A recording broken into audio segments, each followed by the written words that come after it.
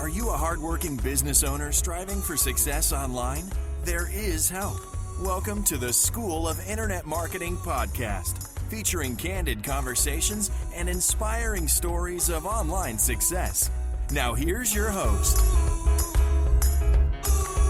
I hope you're having a great day. I am your host, James Martell, and I'm here with Dr. Cale Copeland from Victoria Family Chiropractic. And today, we're going to talk about attracting new clients, and in the case of Dr. Cale, new patients in this era of the internet. Now, before Dr. Cale joins us, just a reminder that if you have questions or require assistance, you can reach us at any time at Jam Media at 604-542-0747. And now, if you find yourself looking through the search results and are not quite happy or satisfied with where you're showing up in the Google rankings, or maybe your phone is not ringing with new inquiries, and possibly you're tired of being continually called at the office or at your business with promises of internet riches and number one rankings at Google, I think you will find you are in for a treat today. Now, Dr. Cale, thank you so much for joining me. I know you're extremely busy, and your time is much appreciated. Hey, my pleasure, James. If we could, before we talk into or jump into talking about attracting new clients online, or as I said in your case, new patients. Before we do that, do us a favor and share your personal story and tell us what led you into the chiropractic field. Yeah, well, it's a cool story. I used to be a nurse, and I think I knew kind of early on that nursing wasn't my absolute passion, but I stuck through it. It was a great education, very humbling, and learned a ton, matured a ton. And I had been graduated from the University of Victoria in 1998, and I was on my way to the Jubilee Hospital. I had just graduated. I think I'd been out for about 3 weeks. And at a time in my life, I used to ride my bike. That was my means of transportation. And I was coming down a hill on my way to the Jubilee Hospital for a shift, and I was struck by a car at high speed. And so I was physically shattered. I broke femurs and shoulder blades, collarbones, ribs, collapsed lungs, concussion, blood clots, and it was just a mess. And I had a couple of surgeries, and I was in critical care for a couple of weeks there. But it's funny, that was I guess about 15 years ago, and my health now is awesome, and definitely the best thing that ever happened to me. I met my wife. Well, we had actually met. I met her in nursing school. We were just friends at the time. And that particular shift, that day that I was going to the Jubilee, she was working the same shift as me, except across the hallway on the sister unit.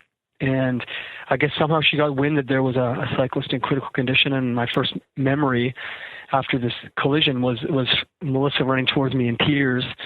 And finally, I got it through my thick skull that she loved me, and I had actually asked her out before, and it didn't work out. But anyway, that was enough of a hit on the head that I said, okay.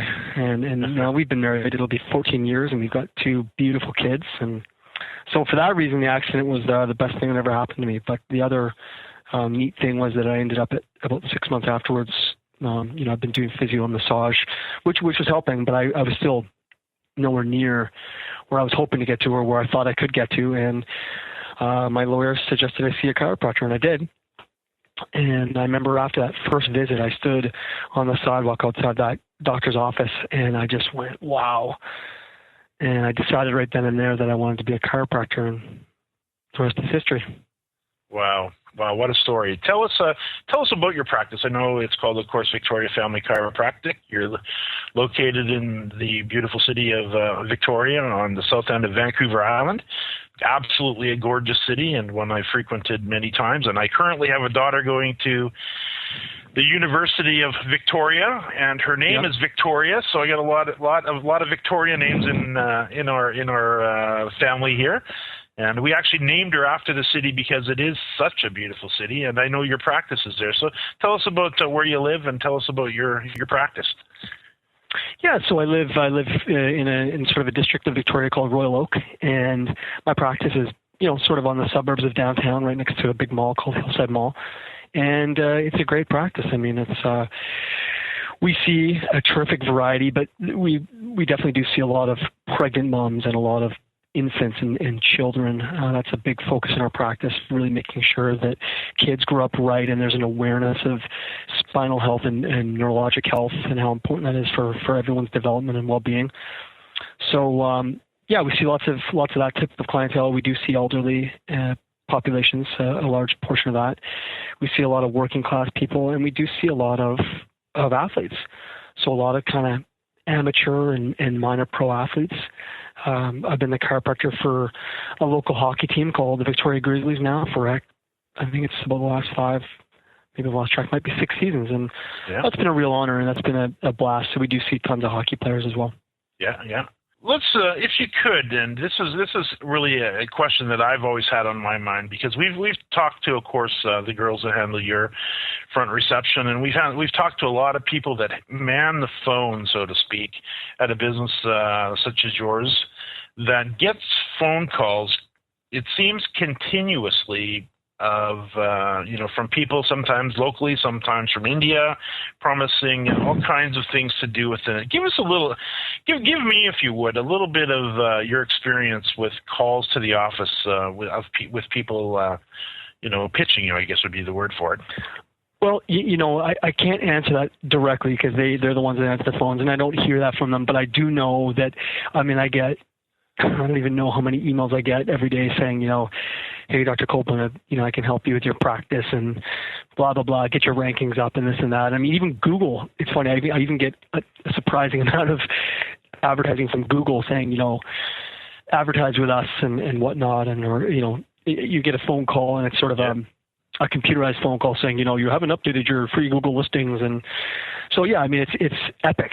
The amount of people out there trying to sort of help you in that endeavor. Yeah, just try to get through to you. I know Arlene, my wife, worked for an oral maxillofacial surgeon for 7 or 8 years, and she handled the reception desk, and she answered the phone, and she was basically told, do not let anybody get through to the doctors, no matter what happened, and there's just no way I would imagine you could get through. I heard stories from her. There's just no way to get through to the doctors. And I would even think with her, if somebody showed up at the front desk with a pitchfork, they still wouldn't get through to them.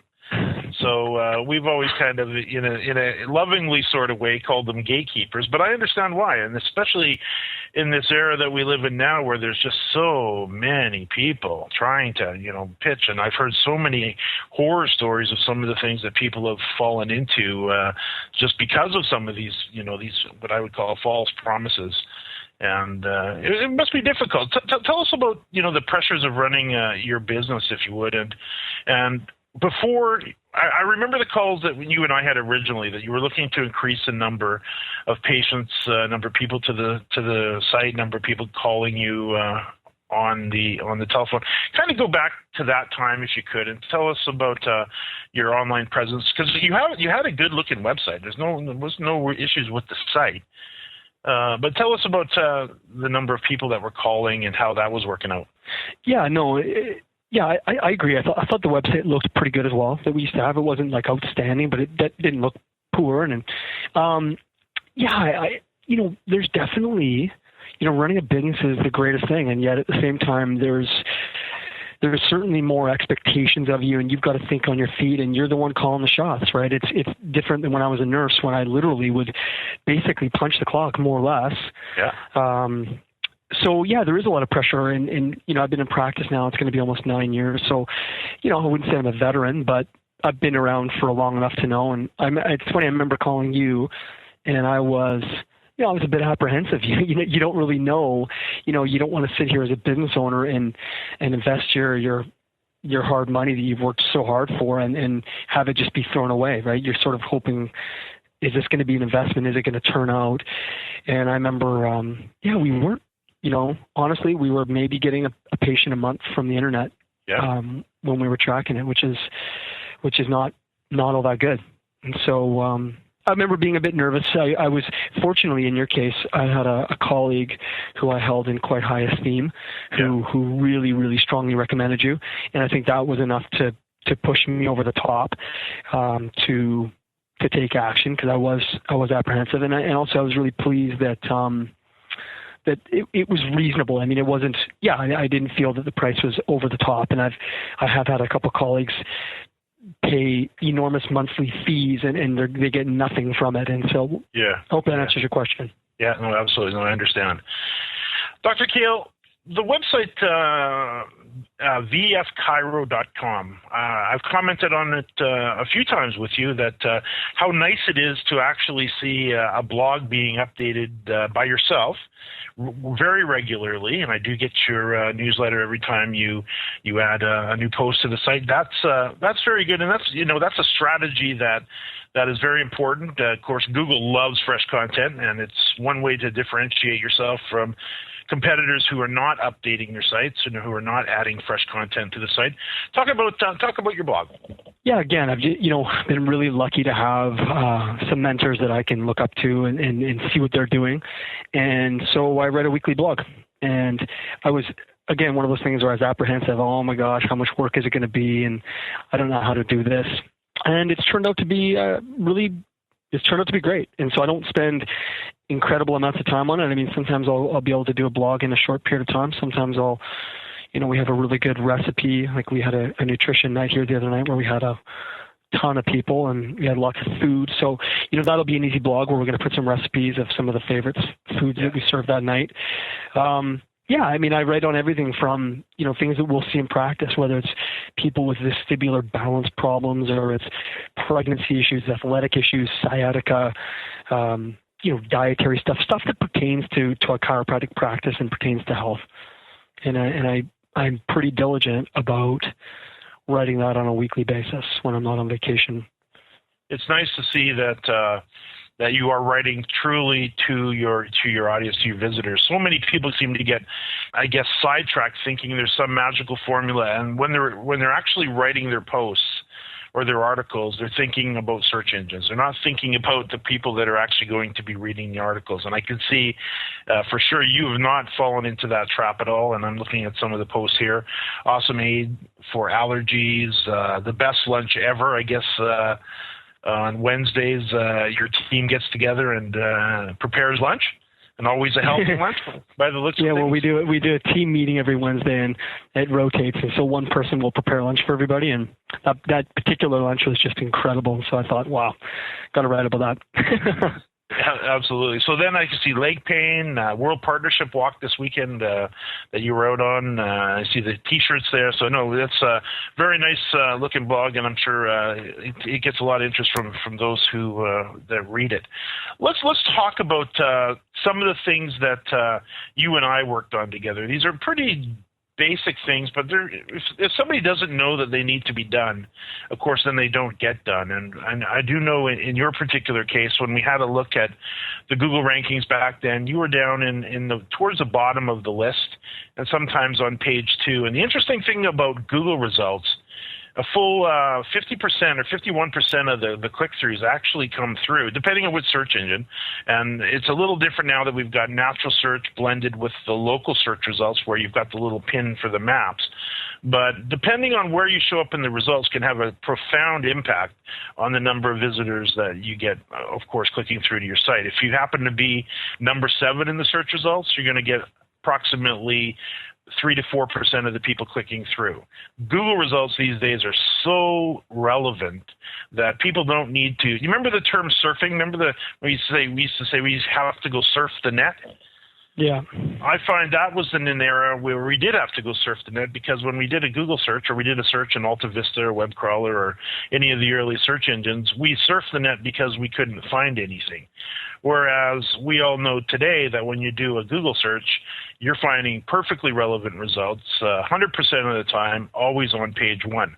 And the place to be, because of the way the search results are utilized, is in the top 3, and preferably in the number 1 position. And if you recall, one of the first things that we did for you was we went and had a look at what are called your citations, which is simply your name, address, and phone number. And we went out and we gathered up all of the local directories, everything from yellowpages.ca to 411.ca, ziplocal.ca. So these, of course, are all Canadian directories. Everybody has a directory, or will find directories in their own area. But in your case, we gathered up all the local directories, and then because you're a doctor, we found the directories that you should be listed in for doctors. And then we went and simply gathered up all of those into a list, and then we began to just make sure that you were submitted to all of those directories, and that your name, address, and phone number, and we talk about this in another episode in more detail of the School of Internet Marketing podcast when we cover citations, but it's important that the name, address, and phone number is not actually only on all of those websites, but it's spelt exactly the same way. And sometimes when we're out looking at results, we'll find that somebody will spell their address, maybe they've got the word street in it, and they'll spell it ST period on some sites. Other sites, they'll spell it STREET. Or they may spell it STR with a period on the end of it. So and you could imagine you could do the same with suite numbers. It could be just number 102 or suite number 102 or just 102.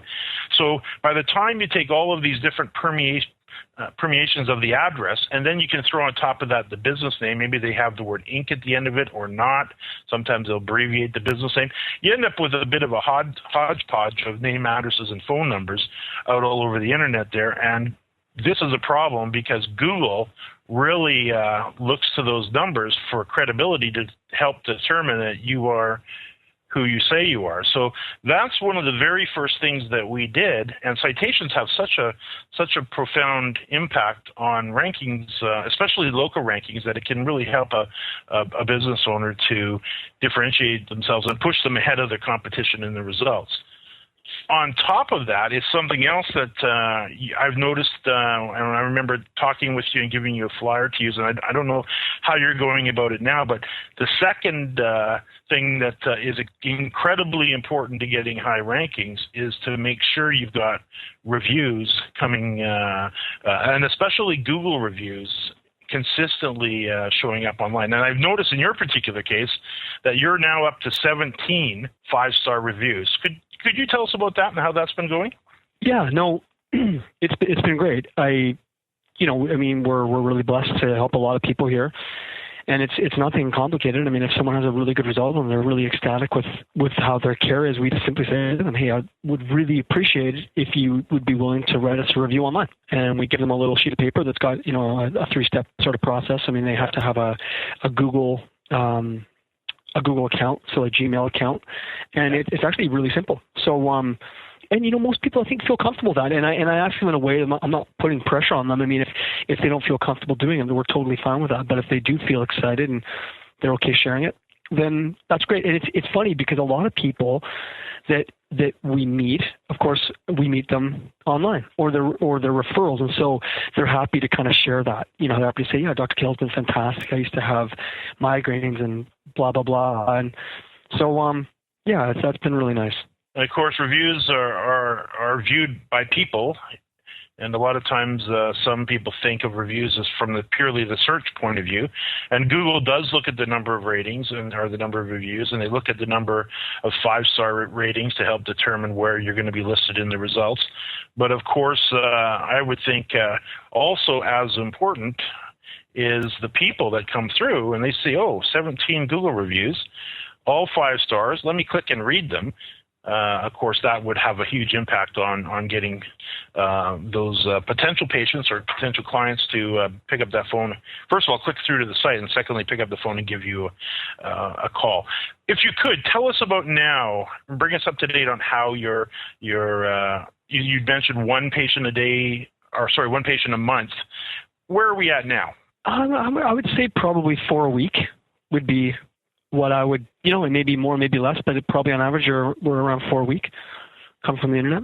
And what kind of, have you been able to trim back any other advertising, maybe paid advertising that you're doing, or, how did that look? Yeah, I mean, I think it's just, it's great. I mean, as a chiropractor, you get into practice because you want to help people. That's what it's all about. And so there's nothing better than, I finish a morning like this morning, and it was awesome.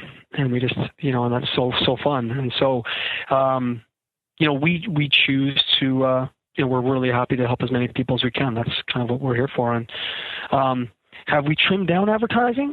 Maybe. I mean, maybe indirectly we have. It's funny, I haven't really thought about that. It's possible we have. So just to kind of recap here, citations, important. Reviews, important. Fresh content, which you've been doing very well, very nicely with your blog, very important. I do know also you use WordPress, which is my favorite content management system. We actually just did an episode here in the school why 80 million website owners can't be wrong, because that's a number now that are using WordPress online. 22% of the of websites that are online are actually built in WordPress, which is a staggering number. I remember when it started, and here we are. It's almost 25% of the internet. So you've got that going for you. And I do know now we're just probably early next week, we will have finished up an email marketing strategy for you and all set up on the site. And I think hope you're going to be thrilled with it. I'm sure it's going to be able to capture, for lack of a better word, the name and email address of potential patients that come to your site. It'll have a follow-up sequence that'll go through and continually remind them nicely and gently and tastefully to not to forget you when they need maybe they're not feeling too good and they need some chiropractic care. Dr. Kale, any final thoughts for somebody who maybe maybe they're a business owner down in the U.S. somewhere or Eastern Canada and they're looking at their online presence, they're wondering, because, this was a collaboration between you and I. You've done a lot of this work yourself. You created the site or had the site created. You poured a lot of your attention into that. You are, of course, making sure the reviews are coming through and you understand the importance of those. You update the blog. So much of this is what you've been doing. And those are pretty simple things for people to do, but it takes commitment to make sure they're done ongoing. I've seen so many times where they've done the reviews for the first 3 weeks and then it fades away and there hasn't been a review for 8 months. And same for the blog. A couple of great blog posts and then ghost town.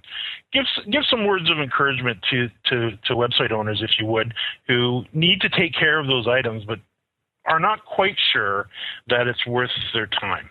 Yeah, so for me, I mean, I definitely can remember the apprehension of, I don't know how to do this, how much time is this going to take, is it going to do anything? Like, those are the kind of things that went through my mind, and I'm sure most people probably have thoughts similar to that.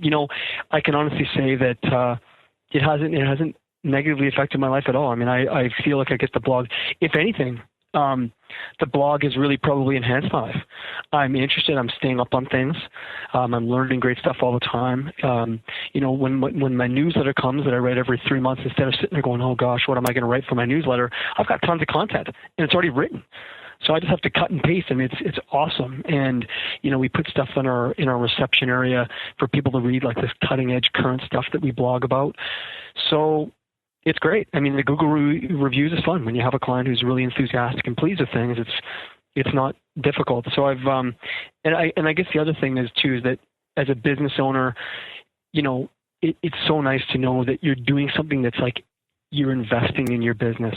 I can't speak to other businesses. I know that business is one of those things that it's the greatest of thing, but it isn't easy. If it was easy, then everyone would succeed in business, right? So right. Obviously you've got to put your heart, and you do have to be committed to it, but there's a payoff, especially when you've been able to get really good advice. And speaking to the U.S. population, I guess the one thing about the internet is it's universal. In fact, I actually heard of you, James, when I was at a conference from an esteemed colleague of mine who actually practices in the U.S. That's the funny thing. So, and I know that you've really, really helped her, and you've really, really helped me. And it's funny. I know I referred at least one person to you, if not more. But another person I referred to was actually a colleague of mine, again in the U.S. So, yeah, I hope that's enough. But it's an investment, and it's worth the effort. And I haven't found the effort to be that much. Absolutely. And the internet really has made this a very small world, and Skype and the tools we have to communicate these days are absolutely amazing. I can see we are out of time. If you know someone who could benefit from the information shared today, I'm sure they would thank you for forwarding this on to them. And just a reminder that if you have questions or require assistance, you can reach us here at Jam Media anytime at 604-542-0747. That's 604-542-0747. Dr. Kale, thank you so much for joining me. My pleasure. Thank you for listening. To learn more about the School of Internet Marketing and to get access to all exclusive courses and interviews, visit theschoolofinternetmarketing.com. That's www.theschoolofinternetmarketing.com.